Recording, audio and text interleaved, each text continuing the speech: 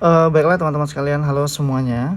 Sesuai dengan janji saya kemarin bahwasanya saya akan mereview Instagram salah satu teman UMKM di Kota Palembang. Jadi kemarin saya kedapatan makan siang itu sebuah nasi kotak. Nah, jadi saya tertarik karena di sana ada Instagramnya yang ditampilkan. Nama Instagramnya ini nih, Dapur Neka Palembang. Kemudian saya buka Instagramnya, ternyata pada waktu itu ini saat ini sudah dibuka ya. Kemarin itu akunnya masih dikunci. Jadi aturan pertama dari kelas BLM atau Brand Lokal Mentoring Palembang, buat teman-teman yang punya akun usaha, akun Instagram bisnis, pastikan akunnya jangan dikunci ya. Kenapa? Karena sederhana gini, kita mau jualan tapi dikunci itu gimana caranya orang mau lihat produk kita, ya kan? Nah, jadi usahakan akun kita jangan dikunci. Perkara mereka mau follow atau tidak ya itu urusan belakang, itu terserah mereka. Yang penting kita kan mereka membeli produk kita. Nah, jadi pastikan teman-teman akunnya jangan dikunci ya. Itu pelajaran pertama sekali. Kemudian yang kedua, ini kalau saya lihat ya, kalau saya lihat di akun ini, nah kita lihat ya, username-nya dapur.neka.palembang. Ini sebenarnya ada ini disebutnya username ya. Ini disebutnya username dan ini namanya name. Ya. Username dan name kalau di Instagram itu menjadi kata kunci pencarian. Nah, kalau di pelajaran dasar untuk digital marketing, maksudnya di social media marketing, name dan username itu jangan sama. Oke, ini sudah berbeda. Nah, terus masalahnya di mana? Masalahnya adalah di sini nih. Masalahnya di sini.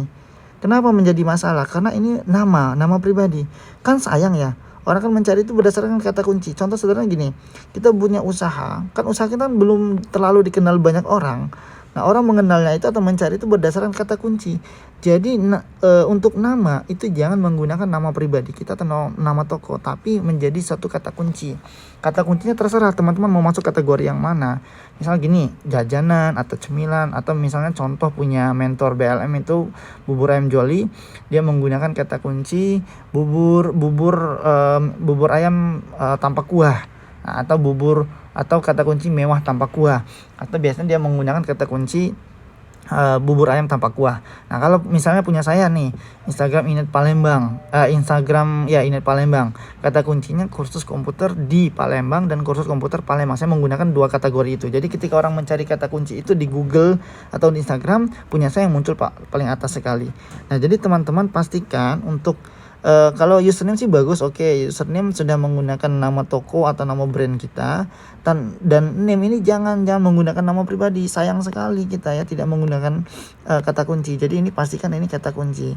Jadi ketika orang mencari kata kunci itu di kolom pencarian Instagram kita yang muncul paling atas sekali. Nah, jadi pelajaran kedua selain yang pertama tadi adalah akun jangan dikunci, yang kedua username atau name itu harus mengandung kata kunci. Nah, jadi ini perlu diperbaiki ya. Nah, kemudian yang ketiga saya lihat akunnya ini sudah akun bisnis bukan akun pribadi. Melihatnya di mana? Di sini nih ada restoran. Dia sudah connect ke fanspage Facebook. Nah, jadi akunnya sudah oke nih, udah bagus.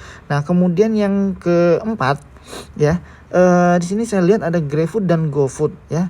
Nah, ini kan sayang ya, maksudnya ya Instagram kan sekarang udah punya fitur untuk menautkan akun GrabFood dan GoFood itu ke Instagram. Biasanya munculnya di sini nih nanti munculnya.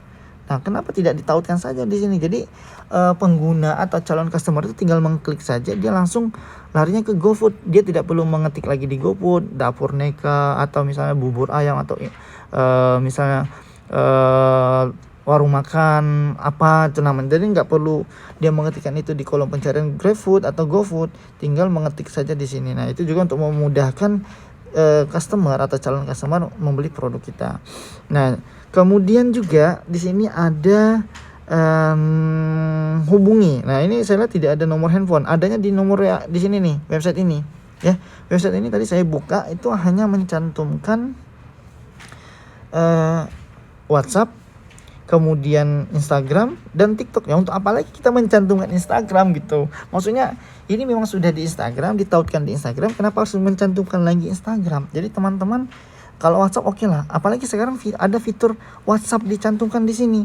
Nah, ini kebetulan saya bukanya ini di program iOS, maksudnya di iPad.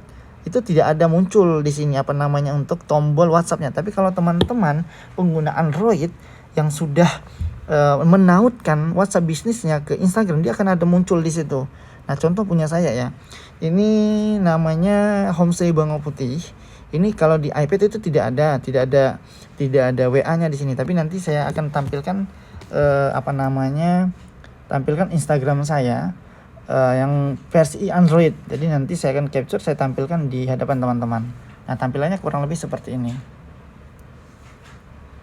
Nah, di sana itu ada tombol WhatsApp ya, ada tombol WhatsApp.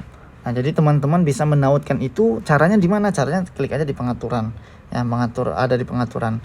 Nah, jadi teman-teman balik lagi ke Instagramnya Dapur Neka. Jadi yang pertama tadi mengenai username ya, kemudian name itu diperbaikin, name-nya saja. Kalau username sudah oke. Name-nya jangan mengandung maksudnya jangan nama pribadi atau harus mengandung kata kunci. Kemudian nah ini juga bisa dimasukkan kata kunci, tapi riset dulu teman-teman ya, apakah ini memang worth it atau memang benar-benar ini yang sering dicari orang di kolom pencarian Instagram atau Google.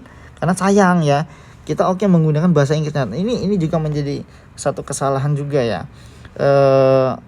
Kita menggunakan kata kunci bahasa Inggris, sedangkan pelanggan kita itu adalah orang Indonesia yang kebanyakan orang tidak mengetikkan kata kunci bahasa Inggris. Kalau misalnya ya terserah sih sebenarnya market kategori produk teman-teman itu masuknya di mana. Kalau misalnya memang ini bagian dari market teman-teman ya silakan, yang mereka yang selalu mengetikkan kata kunci bahasa Inggris. Tapi akan sangat-sangat sayang sekali. Nah, dan juga kata kunci lain, jadi selain dimasukkan di name, di bio juga masukkan kata kuncinya apa. Kenapa? Karena sekarang bio Instagram itu sudah connect ke Google. Jadi ketika kita mengetikkan suatu kata kunci dan itu muncul di bio kita, maka dia juga akan muncul di halaman Google. Nah, jadi pastikan kata kunci mengandung di name, kemudian di bio ya.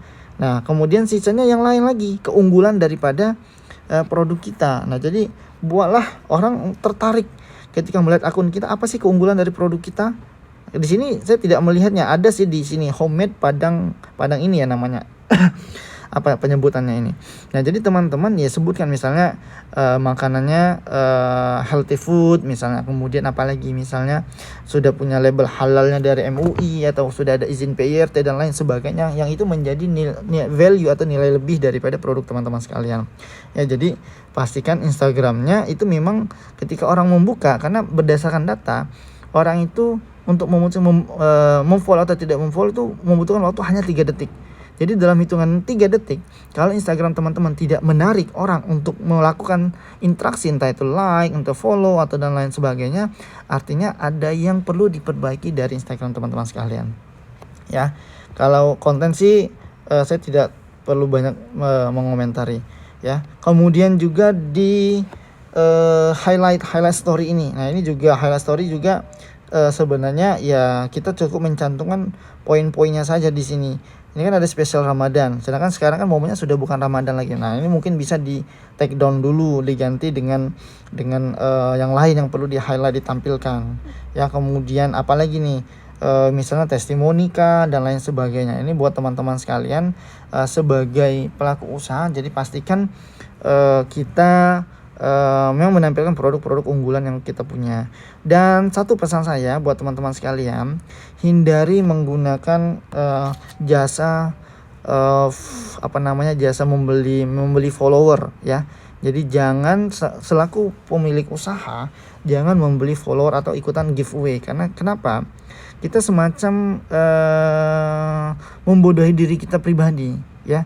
Oke, followernya 10.000. Tapi dari 10.000 ini itu tidak ada yang membeli produk kita, interaksinya pun tidak ada. Kenapa? Karena sifatnya algoritmanya dari Instagram itu 2 jam pertama ketika kita posting nih, contoh kita posting ini nih. Nah, ketika dia posting 2 jam pertama, konten ini akan ditampilkan di beranda follower kita. Memang tidak seluruhnya, paling ya 5-10% dari follower kita. Nah, kalau followernya ini adalah fake, followernya belian, maka akan hilang saja, tidak akan tampil ke orang yang asli. Kan sayang ya, maksudnya kita kan berharapnya dari 3.000 ini, katakanlah 3.000 nih atau 300 orang. Kita berharapnya dari 300 orang itu 100 saja yang membeli atau menjadi customer loyal kita.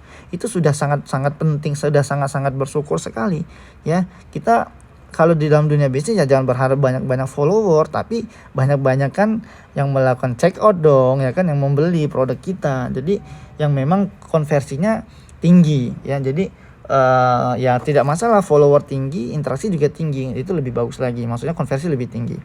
Nah, jadi jangan terbuai dengan banyaknya follower, justru follower banyak ini menjadi PR ya. Follower banyak tapi konversinya rendah. Nah, menjadi pertanyaan, ini followernya benar-benar follower atau robot atau fake account, atau ada yang salah dengan produk kami sehingga orang tidak melakukan interaksi di dalam akun ini. Nah, ini juga menjadi PR buat teman-teman sekalian ya.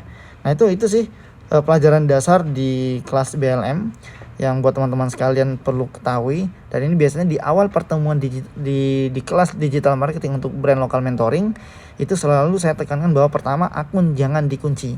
Yang kedua, name dan username itu harus mengandung kata kunci ya. Kemudian juga masukkan kata kunci di bio.